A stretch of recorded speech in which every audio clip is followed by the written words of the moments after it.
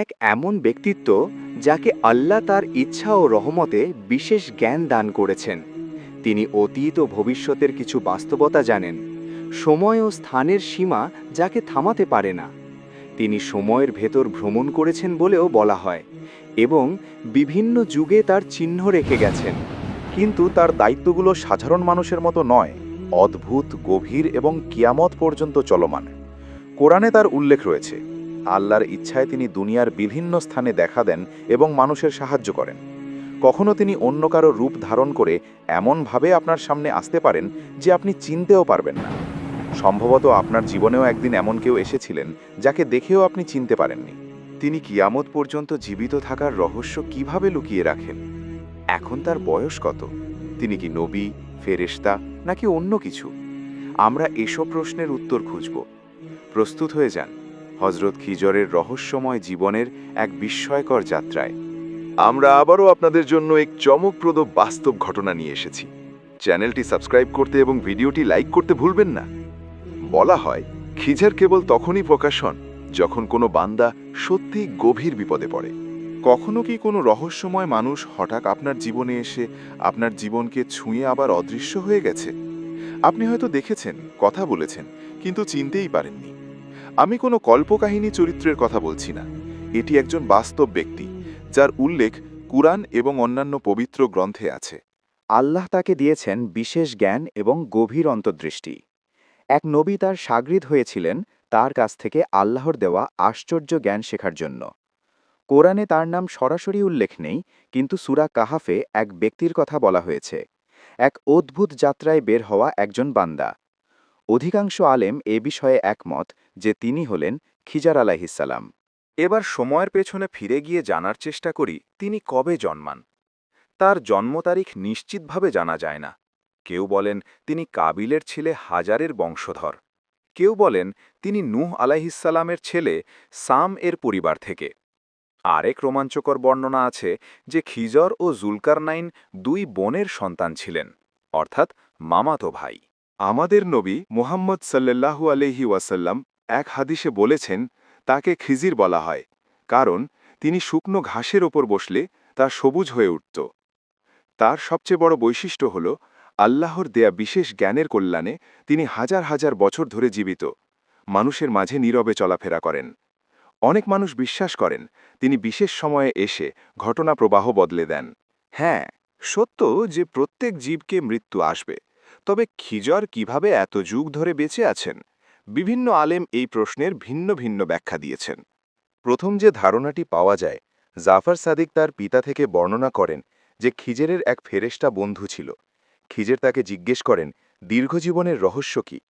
ফেরেশতা জানান, আবে হায়াত নামের এক পানি রয়েছে যা অন্ধকারে লুকানো।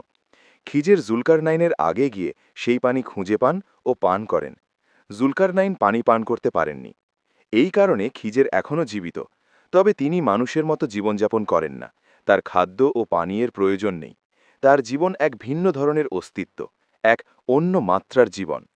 রুহানি আলেমরা বলেন, একটি বিশেষ রুহানি অবস্থান আছে, মাকামে খিজর, যেখানে পৌঁছনো ব্যক্তিরা সরাসরি খিজরের কাছ থেকে জ্ঞান পেতে পারেন। খিজর কঠিন সময়ে মানুষের সাহায্য করেন, আল্লাহর ইচ্ছাতে।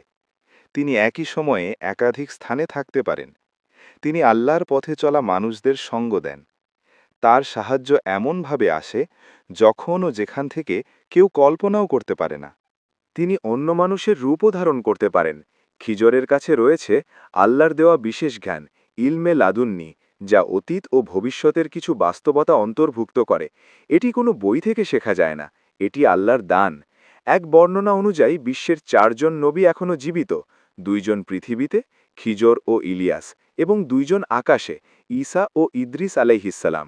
যদিও এ বিষয়ে বিভিন্ন মত আছে, কিন্তু ঈসা আলাইহিসসালামের জীবিত থাকা নিশ্চিত। আরও কিছু দুর্বল বর্ণনায় বলা হয়, খিজর প্রতি রাতে জুলকারনাইনের তৈরি দেয়ালের কাছে তার সঙ্গে মিলিত হন। যদিও এসব বর্ণনা কুরআন হাদিস থেকে প্রমাণিত নয়। এখন গুরুত্বপূর্ণ বিষয় হল এই গল্পগুলোর কোনগুলো সত্য আর কোনগুলো লোককথা। কুরআন ও সহি হাদিসে যে অংশটি সত্য ও নিশ্চিত তা হল মুসা ও খিজরের যৌথ যাত্রা, 3টি ঘটনা, ইলমে লাদুন্নি এবং পাখির পানির কণার উপমা। এগুলো সূরা কাহাফ ও সহি বুখারি থেকে প্রমাণিত। কিন্তু যে অংশগুলো কুরআন হাদিসে নেই, যেমন খিজরের সময় ভ্রমণ, রূপ বদলানো, 1000 বছর বেঁচে থাকা, আদমকে দাফন করা বা জুলকারনাইনের চাচাতো ভাই হওয়া, এগুলো লোককথা কিংবা দুর্বল বর্ণনা। এটি জানানো হচ্ছে যেন মানুষ সত্য ও গল্পের মধ্যে পার্থক্য বুঝতে পারে। এবার চলুন খিজার ও মুসা আলাইহিসসালামের ঘটনার দিকে, যা সত্য, প্রমাণিত এবং সবচেয়ে বিখ্যাত। ফেরাউন সাগরে ডুবে যাওয়ার পর মুসা আলাইহিসসালামের জনগণ তার জ্ঞান দেখে বিস্মিত ছিল। এক ব্যক্তি জিজ্ঞেস করল, দুনিয়ায় আপনার চেয়ে জ্ঞানী আর কেউ আছে কি? মুসা বললেন, আমি জানি না এমন কেউ আছে। তখন আল্লাহ ওহী পাঠালেন, একজন বান্দা আছেন যাকে আল্লাহ বিশেষ জ্ঞান দিয়েছেন। মুসা জানতে চাইলেন, আমি তাকে কিভাবে পাব? আল্লাহ বললেন, একটি মাছ নাও, যেখানে মাছটি হারিয়ে যাবে সেখানেই সে বান্দা আছেন। মুসা ও যুবক ইউশা যাত্রা শুরু করলেন। এক পর্যায়ে বিশ্রামের সময় মাছটি জেগে জলে চলে যায়। ইউশা ভুলে যায় জানাতে। পরে মনে পড়লে মুসা বুঝলেন এই জায়গাই সেই স্থান। তারা ফিরে গিয়ে দেখলেন এক ব্যক্তি চাদরে মোড়া দাঁড়িয়ে আছেন। তিনি ছিলেন খিজার। মুসা বললেন, আমি মুসা। খিজির বললেন, তাহলে তুমিই মুসা?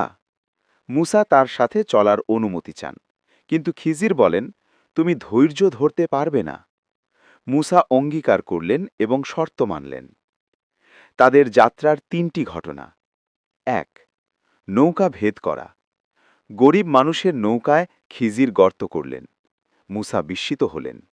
পরে ব্যাখ্যা করলেন, এক জালিম রাজা ভালো নৌকা ছিনিয়ে নিত, তাই খিজির নৌকাকে অল্প ক্ষতিগ্রস্ত করেন, যাতে তা রক্ষা পায়। 2. ছেলেটিকে হত্যা করা। খিজের এক কিশোরকে হত্যা করলেন। মুসা সহ্য করতে পারলেন না। এই ঘটনার ব্যাখ্যা, ছেলেটি ভবিষ্যতে তার মুমিন বাবা মাকে কষ্ট ও কুফরির দিকে ঠেলে দিত। আল্লাহ তার পরিবর্তে উত্তম সন্তান দান করতেন। 3. ভেঙে পড়া দেওয়াল ঠিক করা। নিষ্ঠুর গ্রামবাসী কিছুই দেয়নি, তবু খিজের দেওয়াল ঠিক করলেন। ব্যাখ্যা, দেওয়ালের নিচে 2 এতিম বালকের ধন ছিল, তারা বড় হলে যাতে তা পায়। খিজর একটি পাখির পানির কণার উদাহরণ দিয়ে মুসাকে বোঝালেন, আমাদের জ্ঞান যতটুকু তা পাখির ঠোঁটের ফোঁটার মতো, বাকি বিশাল সমুদ্র আল্লাহর জ্ঞান। রসুল সাল্লাল্লাহু আলাইহি ওয়াসাল্লাম বলেছেন, আহা, যদি মুসা ধৈর্য ধরতেন তাহলে আমরা তাদের আরও কাহিনী জানতে পারতাম। কায়নাতের প্রতিটি সৃষ্টির একটি নির্দিষ্ট দায়িত্ব আছে।